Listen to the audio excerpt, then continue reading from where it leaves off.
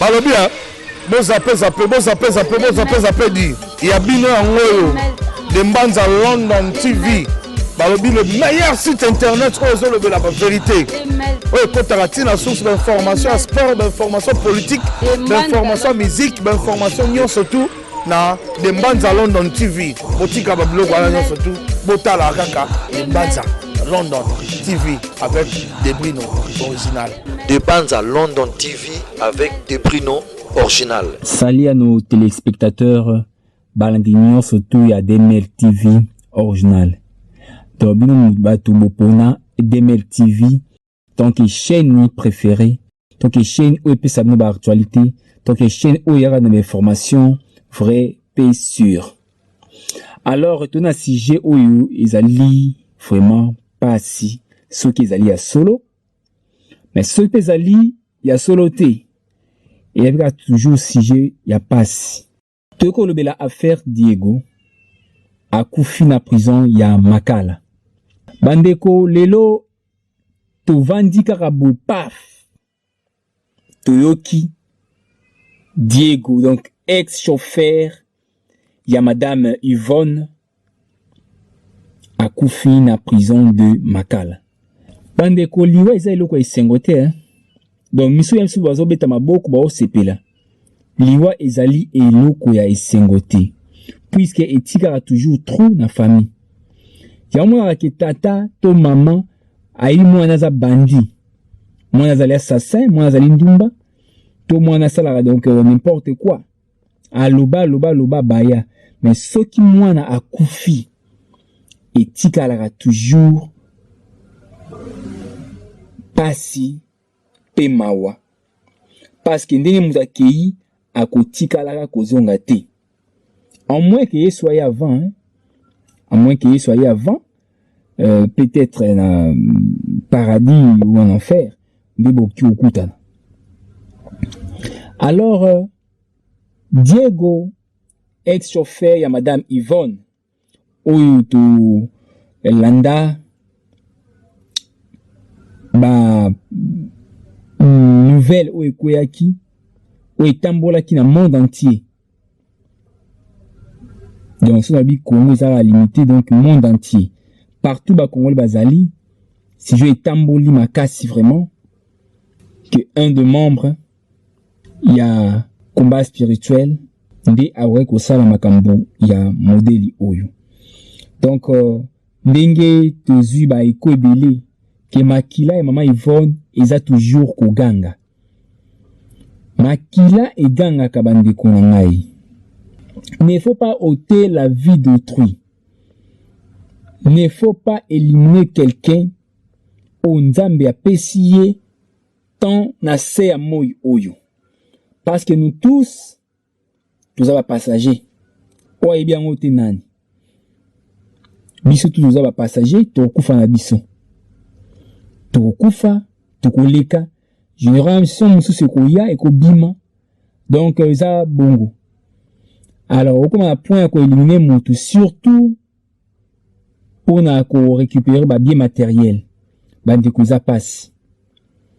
Maman il faut dans la famille mounene. Aza bande konaye, aza ba ambition naye, ba projet naye, maman ibeli fala sala. Parce que to bota maka ndenge moko, mais mutu na mutu ayaka na mission naye na mabili oyo. Mutu ayaka na mission na se amoy oyo. Mission nzambe apesaka mutu eza mabiti. Nzambe aza nzambe aza mutu ya malamu, jamais akopesa mutu mission ya mabe na se amoy oyo. Donc eza ndekaka milimo mabe nde ekotaka po ya ko détruire ba makamba bato. Alors eza participer mawa. Message yé balobi ke Diego, ex-chauffeur, il y a maman Yvonne, a koufi na prison Makala. Alors, cause ya mort, et zanini. Balobi ke a zoaki arrêt cardiaque. Donc, mouté mi blokaki. Nambo ke zali évoluer, ba réanima. Et zali likiton, ba ko réanimer. Ba réanimer. Ba réanima. eza to eloko ba mingi te biso tout oyebi condition ya hôpital na biso na RDC. Car RDC te surtout bi RDC to tie limite na niveau ya Afrique bamboka eza ya kotanga. Bamboka eza kotanga pe ba hôpital eza toujours ya kotanga malgré bamboka ngope. Mutation arrêt cardiaque. Normalement, il fallait réanimation. Mais bamboka ebele ba ko considérer le corps la mort. Ba ozoya ba tina casa mortoire oyo la France Tobengango donc morgue. Bazo mu directement batina kata morgue mutakufi. Mais peut-être ça kaka arrêt cardiaque donc il bloqué qui mais quelque temps il faut que na pu la muka ou soit par quelques réanimations tout ba docteur bazali une expérience médicale ba quoi ko sal quelque chose pour mutala muka mais balobi qui a eu arrêt cardiaque donc ça sali crise cardiaque directement batali balobi qui signe to signer la vie est sauté le signal vital est sauté à Koufi. Mais pour ce raboité tangu famille de feinte ils vont bayo kiango babi qui ton limité. Oui, to peut savoir torté en Afrique tout est possible. To lobité qui a Koufité. Mais ce qui famille normalement en dignité to peut sa famille torté. To peut sa famille torté parce que eza makambo eleka mingi petit sikoyo et salamara toujours. Alors bakango salamara mingi na kokite kumela mbundo na justice congolaise na kokipete ko critiquer justice congolaise na katikati oya bien eza ya bien ya mabe ezali mabe tovai na Angola batu mingi baza na mboka wana ya Angola bapesaka ba eko parce que il faut bango bien Angola ba congolais toza ebele donc ça bitoza ebele c'est-à-dire que batu balobaka lingala hein batu balobaka lingala batu baza parenté oui ça peut ba angolais balobaka bango lingala mais ça ba angolais misu bauta Congo baya misu to benga bon ba régressage c'est-à-dire que batu akendaka Congo bazongi oui ils a ka ebele ça la mais tout ba ki oya uta nyata babila Congo après aina Angola baza ebele parmi batuana ba criminel bazangiti kutu amsu balobi ki za cimetière ya criminel donc soki moto asali epaka na ye na niveau ya Congo famille eza na kombo to eza na moyen comme corruption eza nango autorisé partout comme corruption malgré epekisami état de droit ekoti na mboka mais eza moins difficile makambo ici na bopete eza lokola ventilateur ebandai kobaluka mo eza makasi courant ekei jamais eukata na mbala moko ekobaluka nano peut-être une minute peut-être quelques secondes ça dépend ndenge air ekopesamela ti ekoya kokatana ouais président aza kobunda makasi mpona ba corruption justice congolaise passe obunda makasi mpona ba corruption mais jamais tokoki koloba ki ezali très bien en 100%. Balaki eza toujours. Alors, ne balaki eza toujours et puis place bato ici ba message déjà eza pasi kokata on bala moko boy. To critiquer te to libi ya solo. Ba criminel ebele na Congo wa bande konanga o baza surtout condamné à mort. Bibembe na bango toyo karango te kaka na ba matoi. Kala eko o akufaki o basalaki boy o bazongisa ki boy. Comment on a mis sous boy et comment longue histoire. Alors mi ba remarquer que n'Angola ba criminel ebele o basala ba fontina Congo ba Angola. Ba mboka musupe foza la pe ba kinda bon mais Angola tellement ba Congolais baza ebele place ba remarquer bango. Et moi-même j'ai vécu ça. Mais ça ya koloba minimité. Alors mort tout ba kiza mort subite mort subite. Mort subite. Oyo ya Diego, ancien chauffeur, nakati ya cachon. Bandeko bandimité, balobi ki soki ezali ya solo, toza na posa banquête et sala na voie normale. To mona biso moko na ba ekote na ba vidéo te. Mais kozala bientôt mona ngo biso moko na misu boyi parce que Diego za mutu oyo to robunga ete. To mona na misu. Comme ça, to ko confirmer miki meza ngo kinya. To boyite aza mutu okipe okufa. Mais nous devons savoir si c'est vrai ou c'est faux. Mabe bandeko na ngai ezali. Mutu moko te akondima kobungisa ndeko ne kaka na bopete boy. Eza passe. Au moins que mutu wana azali na ba ambition na ye obete aza na mission na kati wana ke nona éliminer ndeko na nga. Pona s'approprier na ba bien na ye. Na profiter na eloko mo songolo pakala. Mais o aza na souci ndeko na ye. O aza vraiment na makila ya ndeko na ye. Na nzoto na ye. Au sens ya bomotizo sala. C'est pratiquement impossible. On dit to o accepter liwa ya ndeko na yo. Eza passe. To ma osambela to ba chrétien. Mais eza eloko mo ya passe. Eza eloko ya osepela na ngoti ya kotolérer na ngoti. Alors bande baza na pasi ndenge ba condamna ki Diego na clique na ye ou baza ki normalement ba c'était 3 2 ou ba kangaki le soir na prison baza cité.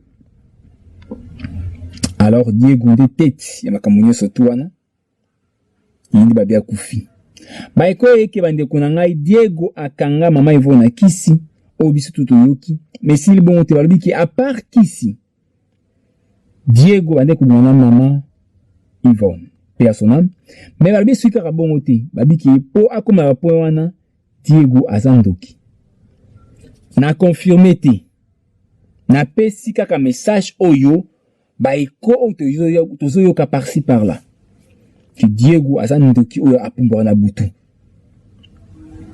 surtout nga source na ebité izaba eko. Donc, eko zala voisin le beti li solo, eko zala kata taxi beti li solo, eko zala ma communication, le okuto donc réseaux sociaux kutu sunga batu mingi. Total réseaux sociaux bilef sur na jour moko mutako tep sur na 12, 15, 25 réseaux sociaux, ils a difficile à yeba o wapi. Mais ça eko zotambola que Diego à part ko tia mama Yvonne Kiss azali na misala mabe. J'ai pas confirmé. Dime la confirmer le kongote et ça va eko yaki. Ndenge moko peki Diego bande ko bana mama Yvonne to confirmer le kongote ba eko ya et banda mokie et tambola tilelo ndeko na yo en France a confirmer kango. Alors ils allaient pas si acte oyo. Dans ces cas ce qui vraiment Diego akufi est-ce que yangonde ko apaiser mitema ya famille. Et bon, c'est ali tricage qui bazuye ba kimisi na mboka mosusu. Ils allaient bien. Bandeko, sans plus tarder, to komi pena osilisa. Mais le moko oyo et sali pe passe makasi ezali par rapport ya service ya renseignement. Mobete ministère intérieur ya mboka na biso Afrique. Par rapport à la torture ou à ça, on a présumé innocent. Donc, on va dire que tout va kanaka. Ou à ça, détenu. Tout va bon. Ça peut passer. Donc, si ce qui est vraiment vrai que Diego a koufi, le pointer qui a koufi na arrêt cardiaque. Mais il faut, na osepela makasi. Ezala, basa l'enquête. Basa l'autopsie, ba nini et komeli vraiment et pe nini bomi ya solo. Nini originé mort ya Diego avec beaucoup de précipitation. Parce que tu es bien dingue aner à travailler toyende ba service na biso ya ministère intérieur travaillaka mabeto malamu nyuso zali pona kozwa résultat mais torture ezalaka vraiment mabe makasi peut-être nande bazwaki Diego po baloba ke Diego aboyaki koloba donc kikini baboyaki koloba tango basalaki actuellement bakundaki de feinte Yvonne baboyaki koloba torture o bazwaki peut-être ezalaki âge na bango te to ya niveau na bango te parce que moi qui tengo bazwaki Diego ki kola sesika azalaki déjà donc comprendre que nous azalaki déjà abattu a betamaki ou sorte ba betamaki vraiment ya solo donc kuba ya solo alors to éviter ce qui ça va blessure interne so ba choc wana o ya azwaki par rapport ba kuba ndezali cause ya mort. Entre parenthèses, deuxième possibilité. Oui, moi-même, Zaki, mon tabac moyen. Mon bal n'a pas mon tabac moyen. Pas mon tabac mbongo. Est-ce que c'est possible que mon mani et salami wana